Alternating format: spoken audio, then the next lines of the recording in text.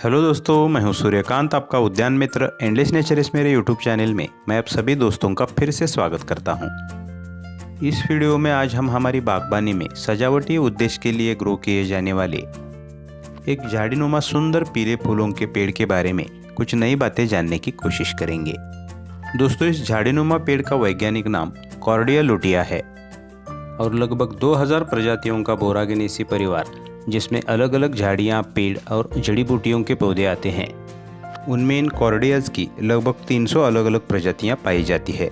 लेकिन इस पेड़ पर खिलने वाले सुंदर गर्द पीले फूलों की वजह से इसे कॉमनली पीला दिल के नाम से जाना जाता है। इस पौधे के वैज्ञानिक नाम में जो लुटिया शब्द आता है उसका अर्थ होता है गर्द पीला रंग, जैसे कि यह फूल गर्द पीले रंग के होते हैं। और इन पौधों के समूह का कॉर्डिया यह नाम एक कैप्टन के नाम पर दिया गया है। दोस्तों, 1791 के दशक में इस पेड़ की सबसे पहली जानकारी या फिर इसका वर्णन एक फ्रांसीसी बॉटनिस्ट जीन बैप्टिस्ट लेमार्क ने किया था। मूल रूप से यह पौधे साउथ अमेरिका के मूल निवासी है। साउथ अमेरिका के पेरू, इक्वेडोर, कोलंबिया जैसे देशों के भौगोलिक प्रदेशों में यह झाड़ियाँ प्राकृतिक रूप में बढ़ती पाई जाती हैं। लेकिन इन झाड़ियों का मुख्य मूल स्थान दक्षिण अमेरिका से लगभग 1000 किलोमीटर की दूरी पर प्रशांत महासागर में स्थित एक ज्वालामुखी श्रेणी का गैलापागोस आइलैंड है। और इस गैलापागोस द्वीप समूह पर ही इन कॉर्डियाज की बहुत सी अलग अलग प्रजातियां पाई जाती है, जिसमें इन कॉर्डिया लुटियाज के गर्द पीले फूलों के कारण इस पौधे को पहचानना काफ़ी आसान हो जाता है। और प्राकृतिक आवास में यह झाड़ियाँ द्वीप समूह के तटीय भागों में, मतलब समुद्र तट के किनारों पर बढ़ती पाई जाती है। साथ में प्रादेशिक वितरण प्रणाली अनुसार इस पेड़ को येलो गीगर, येलो कॉर्डिया, पीले दिल, Indian cherry, bird lime tree, पेटिकेट, मिस बर्ड ऐसे कई नामों से पहचाना जाता है। दोस्तों, यह कॉर्डिया लुटिया एक मल्टी ब्रांचेस या फिर अधिक शाखाओं वाली झाड़ी है। ज़्यादातर यह आइलैंड्स के तटीय क्षेत्रों में बढ़ने वाली समुद्र तटीय झाड़ी है। लेकिन हमारी बागबानी में इसे इसके इन सुंदर पीले फूलों की वजह से ही ग्रो किया जाता है। यह मध्यम आकार के चमकीले गहरे पीले रंग के फूल इस तरह आकार में बेल्स या फिर घंटी जैसे होते हैं। इन फूलों का व्यास लगभग 1 इंच तक होता है और मुख्य डंठल से यह फूल 1.5 से 2 इंच तक लंबे होते हैं। इन फूलों को इस तरह झालरदार कड़ाएं होती है जो इन फूलों को एक अनोखा सौंदर्य प्रदान करती है। इन फूलों में इस तरह समान रूप से जुड़ी हुई लगभग 6 से 8 पंखुड़ियाँ होती है और पंखुड़ियों के बीच में या फिर फूलों के सेंटर में इस तरह लगभग 8 से 10 पुंकेसर होते हैं। दोस्तों, यह कॉर्डिया लुटियाज के फूल ज़्यादातर सिंगल फूलों के बजाय इस तरह गुच्छों में खिलते हैं, जिसमें इस तरह 2 से 3 फूलों से लेकर 10 से 12 या फिर उससे भी ज़्यादा फूलों का गुच्छा होता है। इस तरह सिमिलैरिटी में हमारा मसाला पौधा धनिया के बीजों जैसे इसकी कलियां होती हैं, जिससे एक के बाद एक यह फूल इस पेड़ पर लगातार खिलते रहते हैं। फूल खिलने के बाद सिर्फ एक ही दिन पौधे पर बने रहते हैं या फिर इनका जीवन काल सिर्फ 1 दिन का ही होता है। उसके बाद इस तरह यह फूल मुरझाने लगते हैं और मुरझाने के बाद भी यह सूखे फूल कुछ दिनों तक ऐसे ही पेड़ या पौधे पर बने रहते हैं। जोर की तेज हवा से भी यह फूल टूटकर ज़मीन पर बिखर जाते हैं। हम चाहे तो सूखे हुए फूलों को प्लांट से रिमूव भी कर सकते हैं, जिससे ब्राइट येलो फ्रेश फूलों से इस पौधे का सौंदर्य हम बनाए रख सकते हैं। दोस्तों, यह कॉर्डिया लुटिया के फूल सिर्फ दिखावटी किस्म के होते हैं, मतलब इन फूलों में कोई भी महसूस करने वाली सुगंध नहीं होती। हालांकि कुछ डॉक्यूमेंट्स में यह फूल मीठी सुगंध वाले होते हैं ऐसा बताया गया है, लेकिन इन फूलों में कोई भी सुगंध नहीं होती। यह सिर्फ दिखावटी किस्म के फूल होते हैं। लेकिन फिर भी इस पौधे के फ्लावरिंग के बारे में देखा जाए तो यह पौधा आपको कभी नाराज़ नहीं करेगा, बल्कि बहुत ही कड़ी ठंड के कुछ दिनों को छोड़कर यह पौधा लगभग ईयर राउंड, मतलब पूरे साल भर, इस तरह trumpet shaped bright yellow flowers के गुच्छों से आपके प्लांट गैलरी को या फिर गार्डन को परमानेंटली रंगीन बनाए रखेगा। इन फूलों के परागीकरण के लिए पॉलिनेटर्स के तौर पर ज़्यादातर मधुमक्खियाँ इन फूलों की तरफ आकर्षित होती है। दोस्तों, इस कॉर्डिया लुटिया की पत्तियाँ इस तरह अंडाकार शेप में गर्द हरी होती है और पोषण स्थिति अनुसार आकार में यह लगभग 3 से 4 इंच तक लंबी होती है। इन पत्तियों को हाथों से छूने से इन पत्तियों का ऊपर का पृष्ठभाग हाथों को खुरदुरा या फिर रफ महसूस होता है। साथ में इन पत्तियों की नीचे की सतह पर हल्के बाल होते हैं।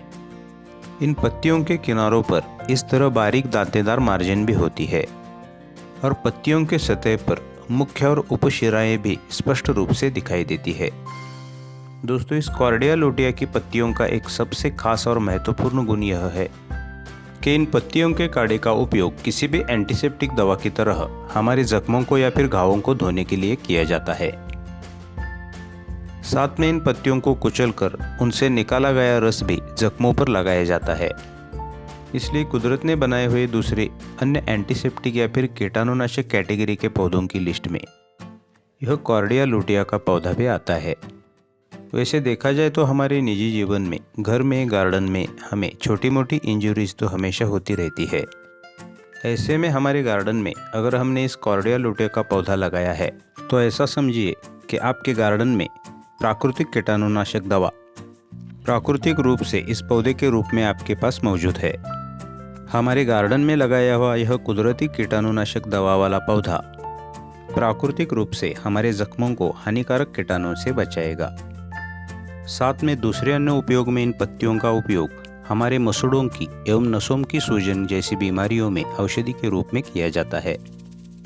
आयुर्वेदिक चिकित्सा पद्धति में या फिर पारंपरिक चिकित्सा पद्धति में भी इन कॉर्डिया लुटियाज की कुचली हुई पत्तियों के रस का उपयोग सिर दर्द और बुखार जैसे रोगों के इलाज में भी किया जाता है।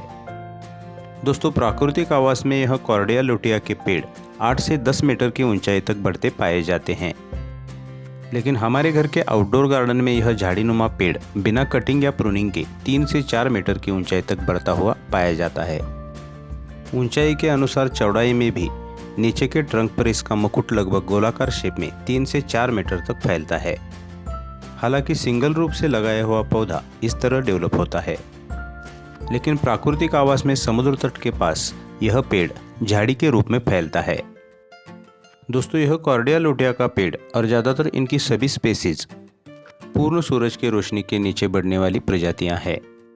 प्राकृतिक आवास में सूरज उगने के बाद शाम तक यह झाड़ियां समंदर के तटीय क्षेत्रों में पूर्ण सूरज के रोशनी के नीचे बढ़ते हैं। इसलिए हमारे प्लांट गैलरी में भी हमें इन पौधों के लिए टोटली सनी लोकेशन चूज करना है।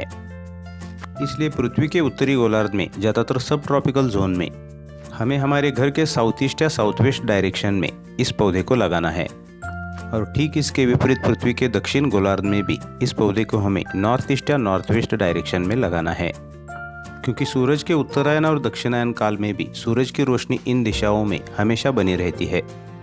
हालांकि अब जनवरी मंथ चल रहा है और सूरज का स्थान अब दक्षिण गोलार्ध में है, तो प्राकृतिक रूप से सूरज की अधिकतम रोशनी और गर्मी इस वक्त पृथ्वी के दक्षिण गोलार्ध में सबसे ज़्यादा है और पृथ्वी के उत्तरी गोलार्ध में उस तुलना में इस वक्त बड़े पेड़ और इमारतों के कारण और उन पर पड़ने वाले सूरज के लंबरूप किरणों के कारण हमारे घर की नॉर्थ साइड टोटली शेडी हो जाती है।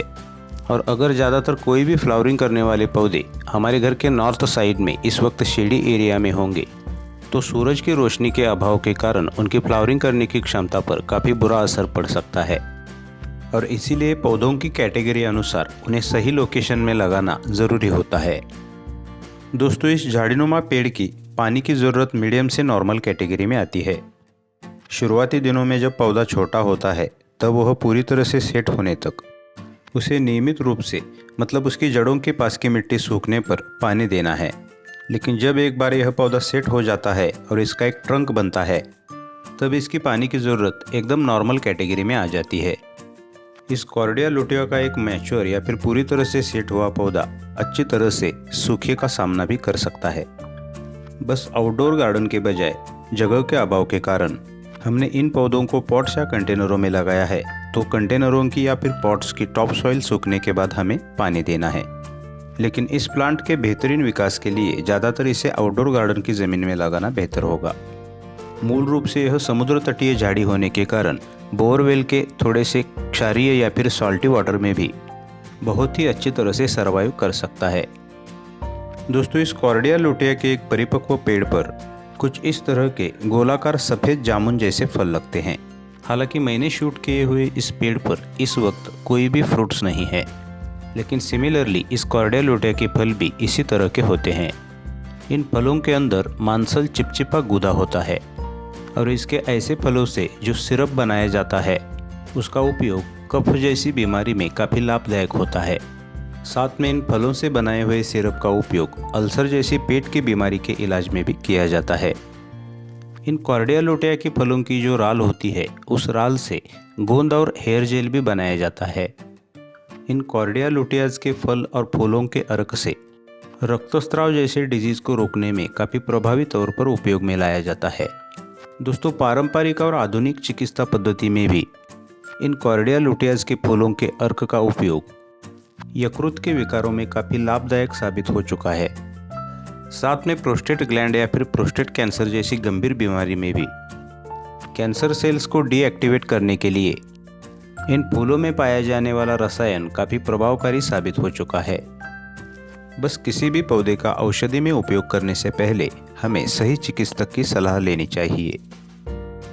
दोस्तों, फर्टिलाइज़र के बारे में देखा जाए तो इस पौधे को ज़मीन में लगाने पर यह पौधा आउटडोर गार्डन की मिट्टी में स्थित अवेलेबल न्यूट्रिशन पर ही अपना काफ़ी अच्छा विकास कर सकता है।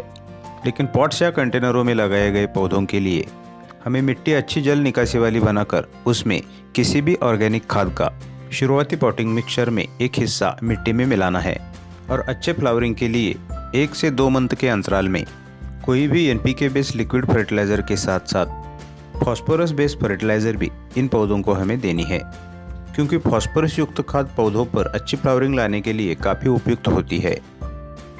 डिजीज़ में भी ज़्यादातर यह एक रोगमुक्त पौधा है, क्योंकि इसकी पत्तियों में एंटीसेप्टिक या फिर कीटाणु विरोधी रसायन होने के कारण ज़्यादातर इसकी तरफ कोई भी हार्मफुल कीट या डिजीज़ नहीं आती। अन्य उपयोगों में इस परिपक्व पेड़ की लकड़ी का उपयोग फर्नीचर बनाने में किया जाता है, जिसमें नावों से लेकर हमारे घर के बहुत से फर्नीचर्स जैसे कि घर के खंभे, बेड इत्यादि बनाने के लिए किया जाता है, क्योंकि इसकी लकड़ी दीर्घकाल चलने वाली और काफ़ी टिकाऊ किस्म की होती है। दोस्तों, इस कॉर्डिया लुटिया का प्रोपेगेशन इनके फलों में जो काले बीज होते हैं उनके द्वारा होता है। साथ में नर्सरीज में भी इनके स्टेम कटिंग से भी इन्हें प्रोपेगेट किया जाता है।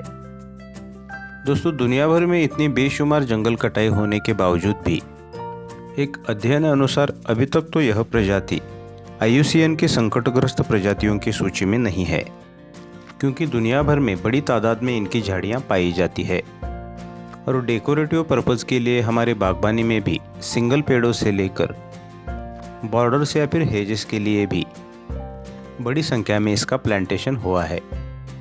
इसलिए कीटाणुनाशक जैसे गुणों के साथ और भी कई औषधीय महत्व रखने वाला और लगभग साल भर पीले फूलों के गुच्छों से हमारे गार्डन की शोभा बढ़ाने वाला इस कॉर्डिया लुटिया का कम से कम एक पौधा तो हमारे गार्डन में ज़रूर होना चाहिए। अच्छा, तो दोस्तों, अगर वीडियो अच्छी लगी तो वीडियो को लाइक, शेयर और चैनल को सब्सक्राइब करना ना भूलें और पास के बेल आइकन को भी प्रेस कर दें, जिससे आगे आने वाली वीडियोज़ की नई नोटिफिकेशंस आपको समय पर मिलती रहेंगी। अगले वीडियो में फिर मिलेंगे एक नया पौधा और उससे जुड़ी कुछ नई जानकारी के साथ। Till then, goodbye. Om Sai.